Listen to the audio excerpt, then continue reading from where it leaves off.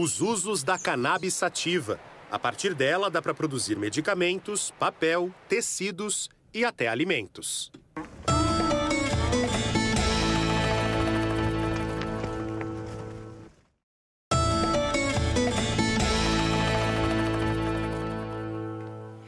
O Globo Rural vai falar agora sobre uma planta que tem cultivo muito restrito no Brasil, para não dizer proibido.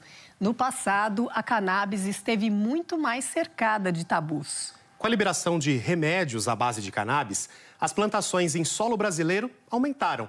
E aí surge uma cadeia de produção. É o que a gente vai ver na reportagem do Filipe Mancuso, com produção da Maria Luísa Silveira. Poucas plantas no mundo carregam tantas funções. Essa aqui é uma planta medicinal. Ela também produz papel, ela substitui o eucalipto, tem propriedades para a produção de fibra, para a produção de combustível. Você tem mais de 1.800 produtos que essa planta faz. E na mesma medida, tantas polêmicas. A partir do momento que o meu remédio passou a ser esse, um muro de preconceito subiu à minha frente. Eu perdi os meus amigos, eu perdi o contato com a minha família. Com certeza você já ouviu falar na protagonista da nossa reportagem. Seu nome científico? Cannabis sativa, mais conhecida como maconha.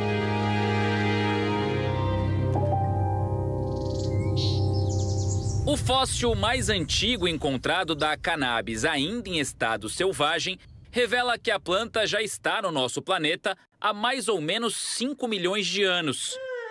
Conta a história que o primeiro registro de uso foi há 12 mil anos no leste da China, o que leva muitos pesquisadores a acreditarem que a cannabis foi o nosso primeiro remédio. O princípio ativo é extraído da inflorescência, esse conjunto de pequenas flores que cobrem geralmente o topo da planta. Os benefícios terapêuticos da cannabis já são bem conhecidos. O que talvez nem todo mundo saiba são os outros usos da planta. Suas sementes, por exemplo, podem abastecer as indústrias de cosméticos, de alimentos. Do caule sai uma fibra super resistente para a fabricação de papel, tecidos e até blocos de construção. Um potencial enorme para uma planta de cultivo ainda proibido no Brasil. No fim da década de 1930, ela foi classificada como droga, por conter substâncias entorpecentes. Aí as portas da pesquisa se fecharam. Só mais recentemente, com autorização para uso terapêutico, é que ela começou a entrar em cena novamente, chamando a atenção de entidades ligadas ao agro. Daniela Bittencourt é pesquisadora da Embrapa. Ela faz parte de um grupo de estudos sobre cannabis na empresa. O problema é que, sem uma liberação também para pesquisa, os projetos ainda não saíram do papel. Infelizmente, hoje ainda nós não desenvolvemos pesquisa com cannabis, né? A gente até solicitou autorização para dar início junto à Anvisa, que é um primeiro projeto que é focado na questão da criação de um banco de sementes, né, dentro lá do nosso banco de germoplasma. E da mesma forma, temos também mais outros 2 projetos, que é um voltado especificamente para o melhoramento genético da planta para fins medicinais e outro para fins industriais. Em 2015, a Anvisa autorizou a venda da cannabis com prescrição médica. Só que, como o cultivo no país ainda não é regularizado, os remédios precisam vir de fora. Plantar em solo brasileiro só com autorização da Justiça. Hoje, cerca de 40 associações têm permissão para cultivar a planta. Uma ajuda e tanto para pacientes que tinham dificuldade para comprar a medicação importada. O CB2, eu sei que ele tá mais... Pedro Pierro é neurocirurgião e prescreve os remédios à base de cannabis. Eu não era um entusiasta da planta, eu não estava querendo que ela fosse remédio. Eu não estava difícil de acreditar naquilo.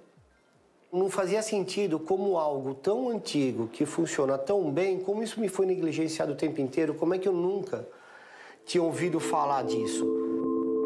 E para convencer as pessoas, né? E para você olhar assim para um pai e falar, olha, seu filho tem indicação de uma neurocirurgia para epilepsia, porém, Nós temos ferramentas terapêuticas que podem ser utilizadas que são menos invasivas, como, por exemplo, canabinoides medicinais.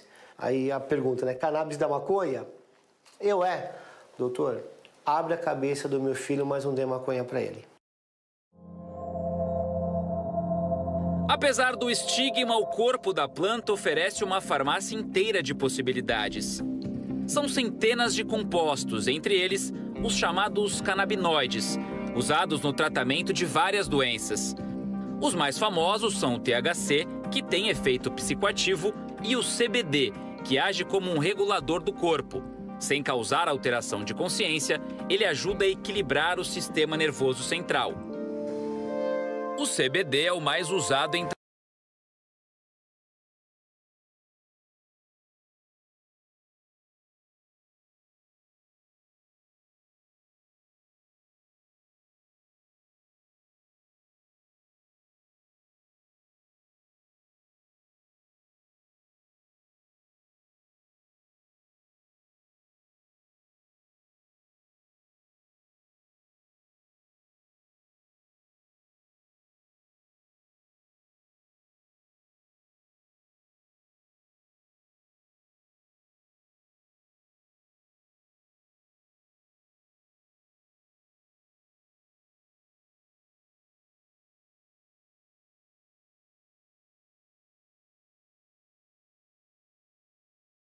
tratamentos com forte indicação para pacientes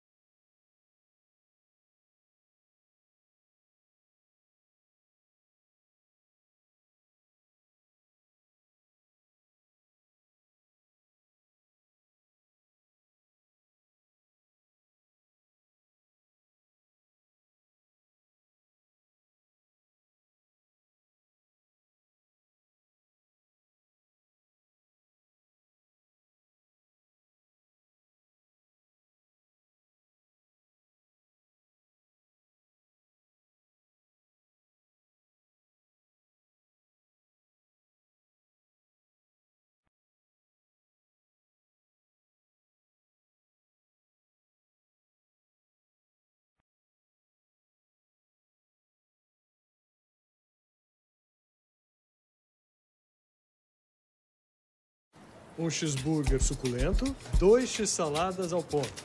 Ok, senhorita. Valeu, pai. Nossa, melhor drive-thru de todos os tempos. Drive-thru, né? Abra.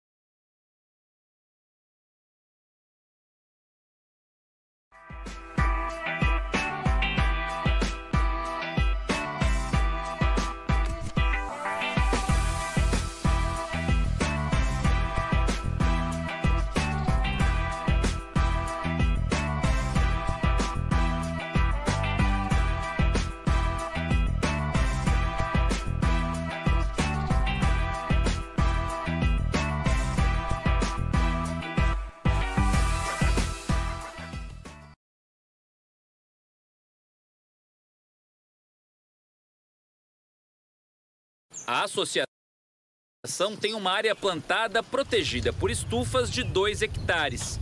A gente está aqui no Jardim Clonal, onde a gente tem a garantia da manutenção genética. Aqui a gente tem hoje, em média, 60 plantas madres, né, que são plantas que já passaram por um processo já de seleção genética, desde a semente até aqui, mantendo as características desejáveis para a produção do óleo. Dessas matrizes são retiradas as chamadas estacas, que nada mais são do que pequenos pedaços do galho. As estacas seguem para o setor de clonagem, onde são lavadas uma a uma com água sanitária e cálcio. Além do banho, as funcionárias também retiram o excesso de folhas para padronizar os galhos. Feito isso, as estacas são colocadas nesses vasinhos com substrato. São 21 dias até o enraizamento. Passado esse período, as plantas recebem etiquetas. A gente consegue rastrear qual foi a planta-mãe, a gente já tem todas as descrições de canabinoides que a gente precisa, né? E todo o processo que foi feito até chegar nesse clone, e essa etiqueta acompanha a planta até a colheita. É uma ficha técnica É uma ficha técnica. E também serve como uma prova para as autoridades de que toda a produção foi direcionada ao desenvolvimento de medicamento. Chegou a hora do transplantio. As plantas saem desses vasinhos e vão direto para os canteiros. São 200 plantas a cada setor, como esse daqui. O desenvolvimento da cannabis é muito rápido, diário. Dá para notar essa mudança de estágio a cada setor, com um aumento no número de folhas e também com o aparecimento das flores. São 90 dias, em média, do transplantio até a planta chegar no ponto de colheita. No cultivo medicinal, todas as plantas são femininas. É que só elas produzem o óleo que interessa na fabricação dos medicamentos. Um trabalho feito com jeito, sem afobação. Dona Maria José veio como temporária, gostou tanto do serviço que acabou ficando. Quando eu cheguei aqui, aí fui passando 15 dias, fui passando um mês, aí 3 meses, aí está na minha carteira. Aí a gente trabalha por uma causa, né? Uma missão, que é salvar a vida. Às vezes a gente está meio um dia mais estressada. Aí quando eu lembro daquelas mães que não dormem através de umas gotinhas de óleo, né, que o médico passa, os pais conseguem dormir. Aí eu quero ficar. Depois da retirada das folhas, os galhos só com as inflorescências vão para varais como esse. A gente retira esse excesso de folha e traz para cá, onde a gente faz o corte dos galhos, separa em tamanho que dê para fazer um chumaço, para a gente economizar espaço também no nosso container de secagem, para que a gente consiga manter a qualidade do produto no final da colheita. A Abrace produziu esse ano 1.300 quilos de flores secas. Tudo processado na farmácia da própria associação. É um produto farmacêutico como outro qualquer. Não fazemos diferente de qualquer outra indústria farmacêutica. O processo ele é um processo fabril e segue todo o passo a passo que determina as boas práticas de fabricação da Anvisa. A Camila conta que durante anos teve crises frequentes de convulsão. Como nenhum tratamento convencional havia resolvido o problema, ela decidiu procurar um país onde o uso terapêutico da planta era liberado, o Uruguai. Desde o primeiro dia que eu tomei o óleo, desde o primeiro dia fez efeito. Eu fiquei sem crises convulsivas durante 45 dias e voltei para o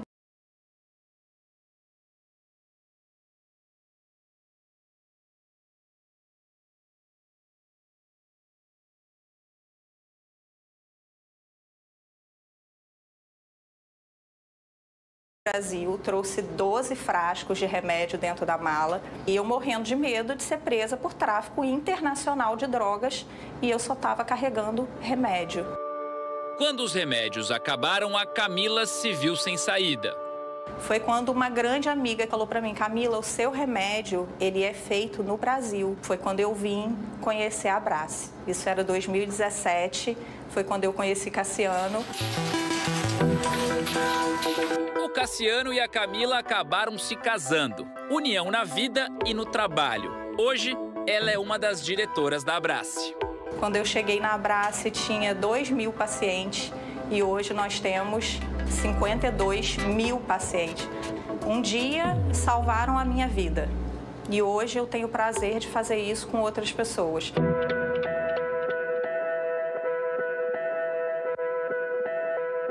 A gente pode utilizar o melhor dos dois mundos. Eu não deixei de operar, eu não deixei de passar remédio alopático, eu continuo prescrevendo morfina, eu continuo prescrevendo antiepilético. Tem coisas que não dá para tratar com canabinoides, mas a gente pode usar o melhor desses dois mundos. A gente não precisa dessa competição. No próximo bloco, a cannabis vira disciplina em universidades. O agricultor de hortaliças que abriu espaço para a planta. E como os remédios à base de cannabis chegaram à veterinária. Hortaliças é uma coisa visual. Se a gente tiver uma hortaliça bonita, sadia e saborosa, nós temos o sucesso, né? Agora, teor de canabinoides é uma coisa que a gente só consegue saber através de análise. Estão vendo esses pontinhos que parecem pequenos cristais brilhando nas flores? Pois é, eles são a chave de tudo. Essas estruturas são chamadas de tricomas, uma espécie de resina produzida pela cannabis que, além de proteger a planta contra pragas e o calor excessivo, ainda produz os canabinoides. Outro fator apontado como fundamental para o desenvolvimento da planta é entender o fotoperíodo dela. É como um relógio biológico. A planta sabe quando crescer e quando florescer pela duração da luz. Como nesse momento a estratégia aqui no cultivo é estimular um florescimento mais rápido das plantas, já que está chegando a colheita, é muito importante dosar o tempo de exposição delas à claridade. Por isso mesmo, sempre que dá 5 da tarde, as cortinas aqui da estufa começam a ser fechadas.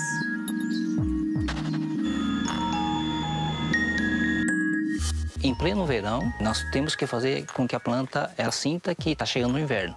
A planta começa a entender que os dias estão ficando mais curtos, essa é a função do crescimento. Induzir a planta a começar a fase generativa, que é a da flor. Tudo num sistema orgânico obrigatório para a produção de remédios. O conhecimento do seu Massami se junta então ao de pesquisadores. A Aline é agrônoma especializada em insetos. Ela faz parte de um grupo de pesquisa da Universidade Federal de Lavras, em Minas Gerais, que desenvolve estratégias de controle biológico de pragas para a cultura da cannabis medicinal. Seja o uso de insetos que atacam insetos ou ácaros que atacam ácaros. São organismos que conseguem controlar as populações das pragas. E reconhecendo essa cultura como medicinal, nada mais adequado do que utilizar agentes de controle biológico. Aqui no cultivo, a Aline encontrou essas lagartas cortadeiras. A gente faz essa varredura visual de quais são os insetos que estão ocorrendo e depois a gente vai para o laboratório, estabelece uma estratégia em relação a isso. Se não fossem as associações, o trabalho de pesquisa de vocês já teria começado? Não, não teria começado. A gente não tem autorização para ter o objeto de pesquisa dentro do campus universitário. A alternativa foi buscar associações, né, que já cultivam. Então, as associações são o nosso campo experimental. Uma coisa que deveria ser prioridade é a autorização para as faculdades estudarem. E não faz sentido você dizer que não tem pesquisa científica e, ao mesmo tempo, não deixar a faculdade pesquisar. É um contrassenso. 31 instituições de ensino superior protocolaram recentemente na Anvisa uma nota técnica. O documento aponta entraves críticos para o avanço nos estudos sobre a cultura e propõe a criação de um marco regulatório para consolidar as pesquisas científicas com a cannabis no Brasil. A Unesp é uma das universidades que assina o documento. No campus de Botucatu, em São Paulo, alunos do curso de zootecnia e pesquisadores estão avaliando os efeitos da planta em galinhas. O estudo só é possível graças ao Bruno, aluno que tem uma autorização judicial para cultivar cannabis. Comecei a fazer o uso da medicação contendo o canabidiol. E aí entrei na zootecnia, vi que os animais estavam em algumas condições, talvez nem sempre de tão bem-estar, né? Um pouco de ansiedade, que a gente já sabe que os animais têm. O óleo à base de CBD sem efeito entorpecente é misturado à biomassa da planta. Caules, folhas e talos que não são aproveitados na indústria medicinal da cannabis. Os dados do estudo ainda são preliminares. O que a gente conseguiu observar é que melhorou a resposta ao estresse dessas galinhas. Os animais que estão recebendo o tratamento, ele não fica tantos dias sofrendo as reações desse estresse crônico. Um dos indicativos de um maior bem-estar pode ser visto nos ovos. É o que diz a professora Ibiara Paz, chefe do Departamento de Produção Animal da universidade, que lidera a pesquisa. Ela explica que as galinhas que não receberam a alimentação com o farelo e o óleo de cannabis produziram uma quantidade maior de ovos com problemas na casca, como trincas. Com uma luzinha dá pra gente enxergar bem. Aquele risquinho é dominância, então elas estão brigando e uma sobe na outra para dizer assim, eu domino você, e acaba pressionando contra o fundo da gaiola. Aquele outro que parece um raio é briga, é um comportamento agressivo mesmo. Então elas batem, né, a barriga na outra e acaba fazendo aquela lesão. As aves estão mais calmas, isso é fato. Agora, se isso vai refletir na qualidade do ovo para quem consome, É prematuro falar isso. Uma resposta que a ciência não tem, ainda. Mais ao sul do Brasil, a Universidade Federal de Santa Catarina, em Curitibanos, criou um polo de desenvolvimento e inovação em cannabis, o PodCan. E desde 2018, tem aulas de endocannabinologia no curso de Ciências Agrárias. Do ponto de vista de um pesquisador, de um cientista, é maravilhoso. Porque é tudo novo, não tem nada feito no Brasil ainda. Foi o professor Eric Amazonas quem conseguiu, no ano passado, liberação da justiça em nome dele para produzir e armazenar a cannabis dentro da universidade. Eu não teria como fazer esse cultivo sem o conhecimento do pessoal da agronomia. Não tenho como identificar o que tem nessas plantas sem o pessoal da química. Eu não tenho como avaliar, por exemplo, até o uso clínico sem os veterinários. Se a gente quer fazer pesquisa decente, a gente precisa botar isso dentro de universidades, Embrapas, Fiocruz. A Caterine é goiana, aluna de mestrado, e faz parte de uma equipe multidisciplinar de 17 pessoas. Trabalhar com cannabis era um sonho, mas a possibilidade só aconteceu porque o professor conseguiu essa autorização, né? E como eu queria trabalhar com formulações de medicações, pensando no futuro para isso estar dentro dos postos de saúde, foi por isso que eu cheguei até aqui.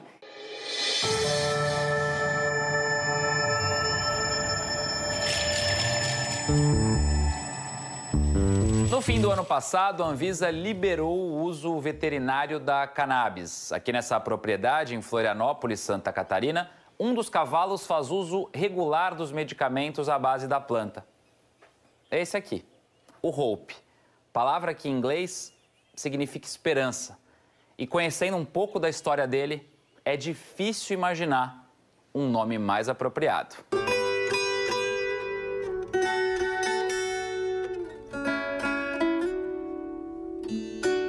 Para entender o simbolismo do nome, a gente precisa voltar a algumas casas. Essas imagens são de outubro do ano passado, bem no momento em que o cavalo foi encontrado abandonado num terreno baldio. A lesão na pata esquerda traseira é tão feia que é até difícil de olhar. Ele estava bem perto da cerca, paradinho, com a perninha levantada, aquela situação assim absurda e aquela ferida enorme na patinha, que ele não botava no chão, ele só ficava com a patinha alta. Foi muito difícil. Eu me segurei para não chorar. A Nina, que é dona desse aras, trouxe o cavalo para cá. A Duda, filha dela, e o João, genro, ficaram com a tarefa de cuidar do animal. A Duda, além de participar de competições de equitação, é veterinária. Mas foram dias... O João se forma esse ano. As primeiras semanas dele, eu diria que ali uns 10, 15 dias, a gente tentou o caminho mais convencional. Então, muita limpeza de ferida, a gente tentou antibiótico, anti-inflamatório, remédio para dor. Então, basicamente um trabalho sintomático, até porque a gente não tinha certeza do tipo de lesão que era. E ele tinha muita dor, assim. O pior, pra mim, era a dor dele, né? Ele só ficava deitado, porque era o único momento que ele conseguia realmente aliviar, né, a dor. Os exames indicaram o que a família mais temia. A gente teve certeza que de fato era um tumor, né, no caso um sarcoide, a gente percebeu a gravidade que seria. Sarcoide é um tumor agressivo na pele que afeta principalmente os cavalos. Foi nesse momento que a família decidiu dar umas gotinhas de canabidiol para o Hope. A gente não sabia ao certo se iria fazer alguma diferença, porque a gente não tinha nenhum estudo, né? Mas para dor crônica, pelo menos para isso, talvez fosse funcionar. E na primeira semana já deu para ver a diferença, principalmente na dor dele, né? Para continuar o tratamento, a família procurou o veterinário Rodrigo Zamit, pesquisador da Universidade de Bolonha, na Itália. Rodrigo é especialista em terapias com uso de canabinoides em cavalos. Foi ele que ajustou as doses da medicação. Daí em diante, o Hope não parou mais de evoluir. A gente pensou com óleo completo, com CBD, com THC, com bastante rico, né, com os canabinoides. A gente está fechando essa ferida, né, e a gente está num processo, na realidade, né, de diminuição desse câncer. Mas a gente ainda tem aí um terço final aí do nosso tratamento para a gente bater o martelo e dizer que a gente conseguiu, de fato, ter, né, a remissão desse tumor no paciente. Foi bem legal. Eu, a princípio, achei estranho. Eu achei estranho, né?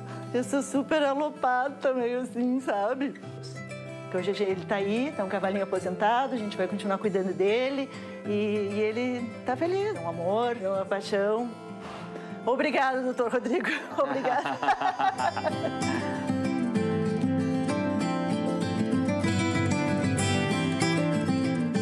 E no próximo bloco, a cannabis para além da produção de medicamentos. No nosso vizinho Paraguai, as sementes da planta se transformam em alimentos e cosméticos.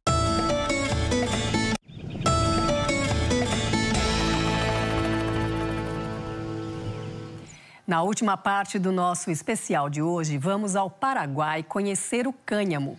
Ele é uma variedade não entorpecente da cannabis, já cultivado em 60 países. No nosso vizinho, as sementes da planta viram comida. Uma empresa que produz blocos de alvenaria e uma fábrica de roupas. Moda e construção civil unidas pela mesma matéria-prima, a fibra da cannabis. A planta é considerada uma das mais importantes fontes de fibras da humanidade. As cordas e velas das embarcações portuguesas que chegaram ao Brasil eram feitas com fibras da cannabis. Mais especificamente de uma variedade com baixo teor de THC, portanto não entorpecente, o cânhamo. De olho nesse mercado, cerca de 60 países já criaram regulamentos para permitir a produção da cannabis sob a definição legal de cânhamo industrial. Ultimamente, governos vêm utilizando essa palavra para distinguir cannabis com maior efeito psicoativo com menor índices de THC. No Brasil, no entanto, não existe produção porque o cultivo de qualquer variedade de cannabis é proibido, independentemente de sua concentração de THC. Com isso, nos campos de cultivo das associações, tudo que não serve para a produção de óleo acaba triturado e misturado à compostagem. Isso quando o material não é descartado. O que a gente quer trazer é olhar o cânhamo não só como remédio, mas para a utilização de outros fins, né? E aí a gente acha que o Brasil pode, como tem esse DNA agrícola, a gente pode entrar nesse mercado que vem em grande expansão. Bruno Pegoraro é presidente do Instituto Ficus, organização não governamental de pesquisas sociais e econômicas da cannabis. O Instituto elaborou, com o apoio da Embrapa, um estudo com recomendações para a regulamentação do cânhamo no Brasil. O documento cita, inclusive, alguns benefícios ecológicos da planta, verificados em pesquisas internacionais. Entre eles, pouco ou nenhum uso de agrotóxicos, menor necessidade de irrigação numa comparação com outras culturas, como a do algodão, por exemplo, capacidade de remediação de solos contaminados por metais pesados e até ganhos consideráveis de produtividade em rotação de culturas, como da soja e do milho. Por ter raízes profundas, o cânhamo descompacta o solo, prevenindo a erosão e favorecendo a fertilidade. A falta da regulamentação do cânhamo no Brasil, a gente deixa de trazer riquezas para o campo, né? Do outro lado da ponte da amizade, o vizinho Paraguai já fincou raízes nesse mercado. Há 6 anos, o governo paraguaio regulamentou o cultivo da cannabis industrial com plantas com menos de 0,5% de THC. A produção para fins medicinais já é permitida por aqui há ainda mais tempo. Isso consolida o Paraguai como pioneiro na América do Sul, combinando licenciamento industrial e medicinal. O empresário Marcelo Dempe foi um dos principais articuladores para o desenvolvimento do setor no país. Ele, que já trabalhava com a exportação de alimentos não convencionais, como chia e linhaça, viu na cannabis uma oportunidade estratégica. Indo em feiras e exposições internacionais, meus clientes começaram a pedir a semente descascada do cânhamo como alimento proteico com altos valores nutricionais. Há 10, 12 anos, começamos uma negociação com o governo da época para regulamentar no Paraguai a possibilidade de fazer uma cannabis industrial pensando em alimentos. Não psicoativo pensando em alimentos. Desde o início do marco legal para o cultivo da cannabis, o Paraguai já registrou 2 variedades de plantas para a produção de sementes. Outras 3 estão em processo de registro. Quem conduz as pesquisas de melhoramento genético é o agrônomo Frederico Zelarayan. Esse programa foi desenhado para adaptar as condições agroclimáticas do Paraguai a uma cannabis que antes não era daqui. Quando se traz algo de fora, é preciso adaptar, senão não funciona. Essa base foi o que abriu caminho a novas variedades que começamos a trabalhar. Um caminho que tivemos que passar para hoje em dia ter um leque de variedades completamente adaptadas, funcionais. Nós visitamos uma das 3 fábricas da empresa para o processamento das sementes em Luque, a 15 quilômetros da capital Assunção. Aqui, mais de 700 quilos de grãos são limpos e esterilizados por hora. Do grão prensado surge um azeite, sem qualquer tipo de canabinoides, de psicoativos. Um azeite muito utilizado na alimentação. O resto da matéria-prima se transforma nesse subproduto, uma espécie de torta de cannabis, que depois de moída, vira aquela farinha ali. É a semente se desdobrando em possibilidades.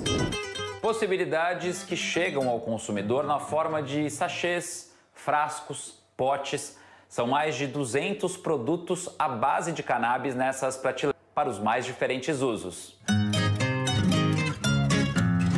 Tem chás, rações animais, vários tipos de cosméticos, farinhas e até barrinhas proteicas. Com o azeite alimentício do cannabis, é apto para gente diabética, para criança, não tem açúcar, então é 100% natural. E você me conta.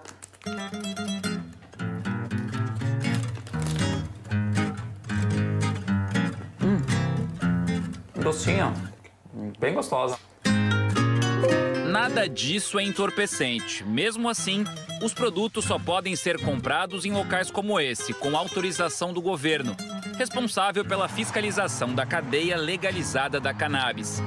Em todo o país, 22 estabelecimentos têm essa liberação. Está ainda sendo um pouco difícil, mas a gente, com educação, com informação, foi rompendo o mito do cannabis industrial e hoje em dia nossos clientes e as pessoas que buscam um bem-estar natural vão aumentando. A cultura do cânhamo industrial ocupa uma área de 7.600 hectares. Geralmente, o cultivo é feito em grandes áreas, com plantas adensadas e colheita mecanizada. Coisa para grandes produtores rurais. Só no ano passado, as empresas ligadas à Câmara de Cânhamo Industrial do Paraguai exportaram cerca de 10 milhões de dólares em produtos à base de cannabis, o equivalente a pouco mais de 50 milhões de reais. Um valor 25% maior do que no ano anterior.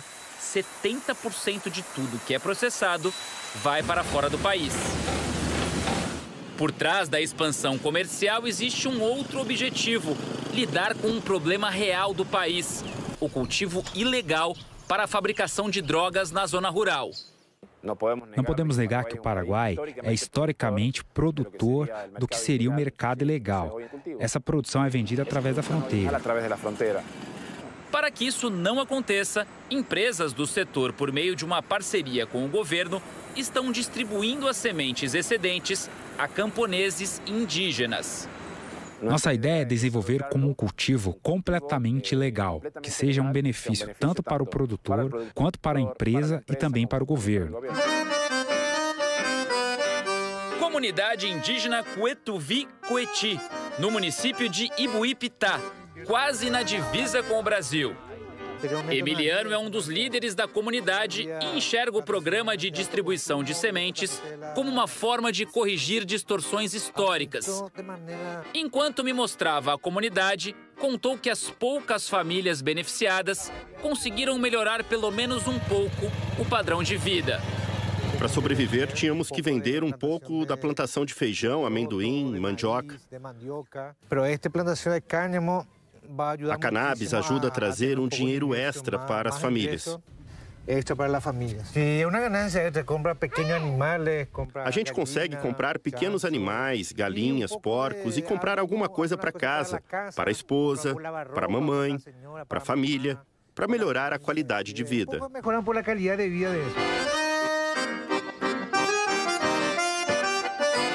Já consolidado no mercado mundial das sementes de cannabis, o Paraguai passou a mirar também a fabricação de remédios. Um dos principais clientes do empresário Marcelo Dempe está no Brasil. O Paraguai é um provedor da Secretaria Municipal de Saúde de São Paulo. Nossos óleos são prescritos para 15 patologias e os pacientes retiram os remédios de maneira gratuita.